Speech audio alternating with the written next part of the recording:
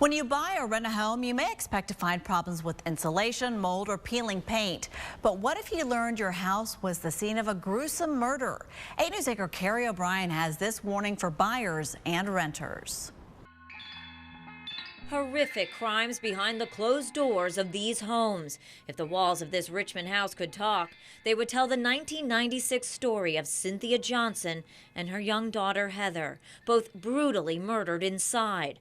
The Junaluska Drive home set on fire to cover up the crime. We'll probably be looking to move as soon as possible. Eli Driggers, who's now renting the house, learned about the homicides from us. My fiance and I had absolutely no idea that this had happened. It definitely would have got nixed off the list of possible rentals had we known. What happened here is not that unusual. Landlords and realtors don't have to disclose a property's ghastly past. Under Virginia law, a realtor does not have to disclose if there's been a murder or suicide inside of a home unless there's some kind of effect on the physical property. I think that's morally reprehensible. I think that it's your right to know what you're getting into. It's no different than buying a car that was flooded. Even if you ask, has there ever been a murder in this house? Here in Virginia, the realtor can't tell you. They have got to have permission from the seller in order to do that. Benny Waller, a professor of finance and real estate at Longwood University in Farmville, understands why agents are reluctant to reveal a home's secrets.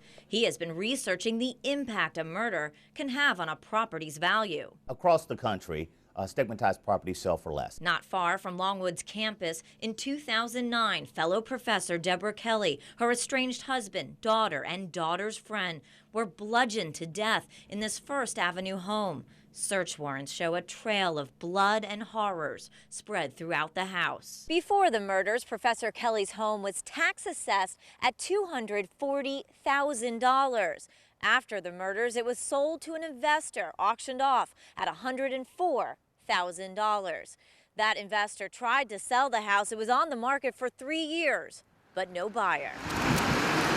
An online description calls this house across from Longwood's campus a history-filled home. Sure is. In 1991, Robert Bruce shot and killed his wife here. It's a very, very lovely home. Still, it sat on the market for about 3 years and sold for about $100,000 less than market rate. Anecdotal evidence tells me that properties where horrific crimes have occurred typically will stay on the market 3, 4, or 5 times longer. So buyer beware. If you're house hunting, you need to do your homework, talk to neighbors, or do a Google search of the address. Kerri O'Brien, 8 News. Thank you, Kerri. And there is no push to change this law here in Virginia, and 40 other states have a similar law. If you are wondering about your home's history, a new website claims for a small fee to know if someone has died in your house. And you can check out the link on our website, WRIC.com.